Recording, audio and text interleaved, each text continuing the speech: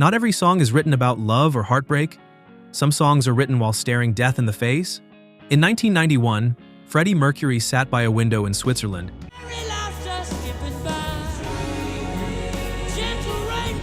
his body failing, and instead of crying or begging for more time, he picked up a pen and described the most beautiful winter day he had ever seen.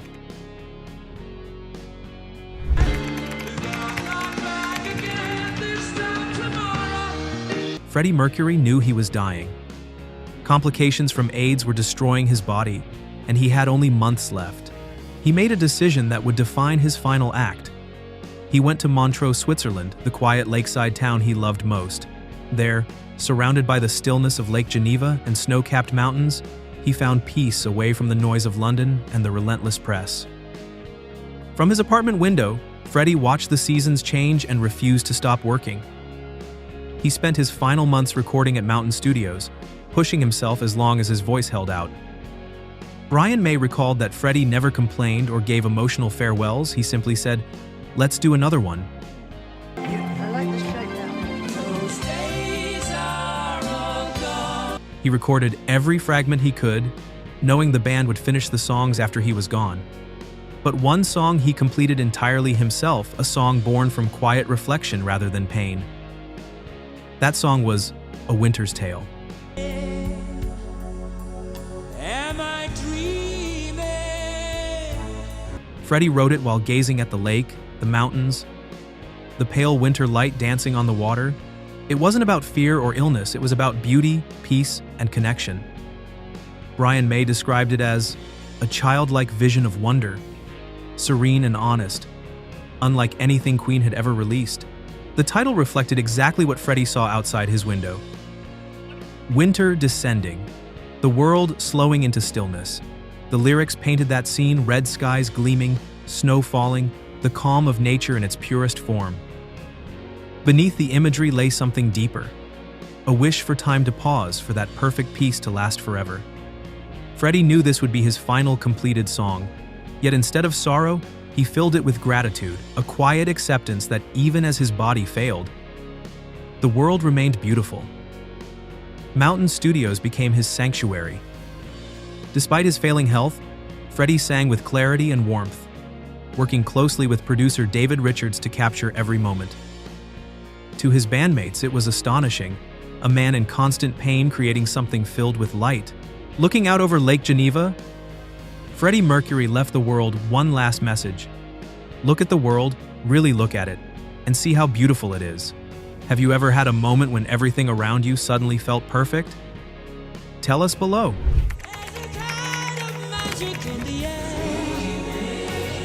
Between March and May of 1991, Freddie Mercury walked into Mountain Studios to record A Winter's Tale.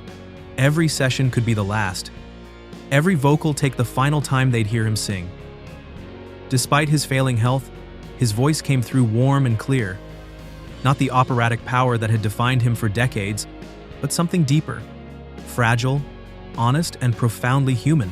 Producer David Richards sat behind the console, capturing a performance unlike any before. Freddie sang softly, letting the words do the work. Red skies gleaming, the world so beautiful. It wasn't metaphor, it was what he saw through his window over Lake Geneva.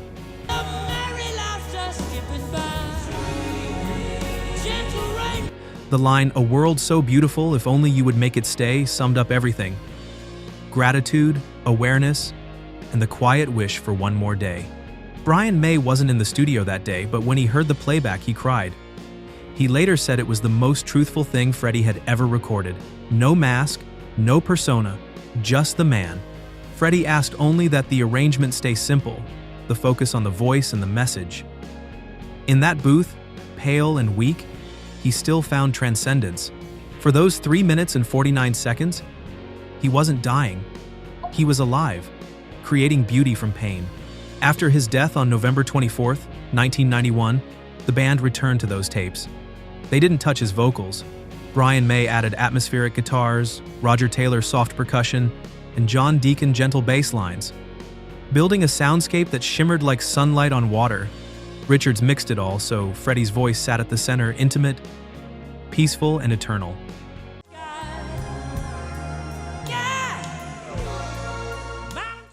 When they finished, the band knew it wasn't just another Queen song. It was Freddie's goodbye, his final act of defiance against silence, his message that even at the end, the world remained beautiful. When the final mix played through the studio speakers, no one spoke for a long time. The room felt sacred, filled with the echo of Freddie's voice reaching across time.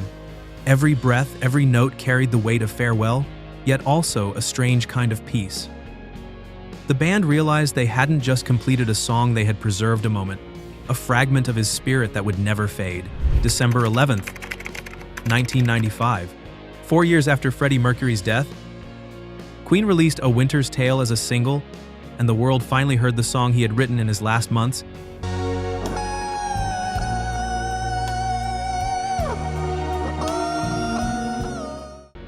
It wasn't a comeback single or a marketing move.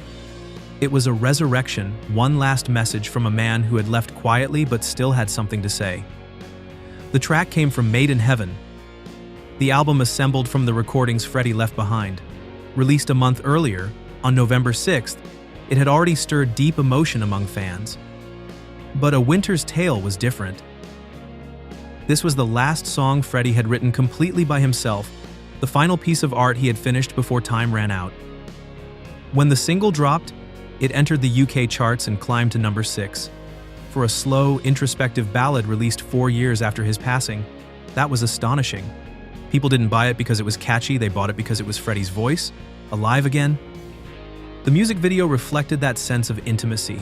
It showed Montreux, the still waters of Lake Geneva, the snow-tipped mountains, and flashes of Freddie at work, singing in the studio. It was simple, honest, and quietly devastating. Escape painting in the sky. Yeah! It showed a man looking at the world one last time and choosing to see only beauty. Critics embraced it immediately. Rolling Stone called it the most tender and sincere song of Freddie Mercury's career. The Guardian wrote that it felt like a love letter to life from someone about to leave. For millions of listeners, it wasn't just another Queen single, it was a moment of connection, a chance to hear Freddie speak again. Fans described hearing it as both healing and painful. The repeated line, "It is all so beautiful," became almost sacred.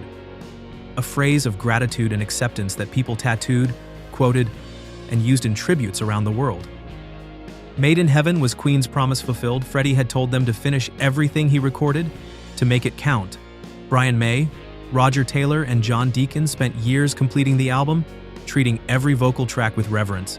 A Winter's Tale stood apart from the other songs because of its intimacy. It wasn't defiant like The Show Must Go On or grand like Bohemian Rhapsody. It was personal, meditative, and full of peace. It felt like Freddie had already found acceptance and wanted everyone else to find it too. Brian May later said that finishing the song was both unbearable and beautiful, that every time they worked on it, they could feel Freddie's presence in the studio guiding them. The album cover captured that perfectly. It showed a bronze statue of Freddie Mercury standing on the shore of Lake Geneva, arms raised toward the sky, the same view that had inspired A Winter's Tale. Fans from around the world began to travel to Montreux, leaving flowers and notes at the statue's base, trying to see what Freddie had seen from his window. The town embraced his legacy, turning Mountain Studios into a small museum where visitors could enter the same room where he had recorded his last vocals and look out onto the same calm, winter horizon. The song didn't need to be a global chart topper. It wasn't meant to shake arenas or dominate radio. It existed for something more profound, to remind listeners that Freddie had faced death without bitterness, that he found beauty even as he slipped away. 4 years, the world waited in silence to hear his final message, and when it came, it was filled not with grief but with gratitude. Red skies are gleaming. Over the years, A Winter's Tale has become a song people turn to when they need peace, played at funerals, memorials, or moments of reflection. It comforts rather than mourns. Freddie's message endures, that even when life fades, wonder remains. Through this song, he taught the world that gratitude can outlast fear, and beauty can exist even in goodbye. If you could write one song about what you see from your window right now, what would it sound like? Tell us in the comments, because Freddie proved that sometimes the simplest observations become the most timeless art. Over the years, A Winter's Tale became far more than a song. The statue of Freddie Mercury in Montreux turned into a pilgrimage site for people seeking peace. Fans from all over the world left flowers and messages, thanking him for teaching them to appreciate life even when it hurts. Mountain Studios, where the song was recorded, later opened as part of the Queen studio experience. Visitors could see the equipment he used and look out the same window that inspired him. Guides pointed to the spot where he wrote the song, and people stood there in silence, feeling the presence of his spirit. Brian May said A Winter's Tale remained one of the hardest songs for him to hear because it captured Freddie as he truly was, not the showman, but the man. Roger Taylor agreed, saying it taught him that you don't have to fear death if you've truly lived. Musicians facing illness or loss have cited the song as proof that beauty can bloom even in darkness. During the COVID-19 pandemic, its message found new meaning as people looked out their own windows, finding comfort in Freddie's words. It is all so beautiful. Critics ranked it among the greatest musical farewells ever recorded, unique for its lack of bitterness, a farewell written in light. Hospice workers and grief counselors began recommending it to patients as a model of dignity and peace.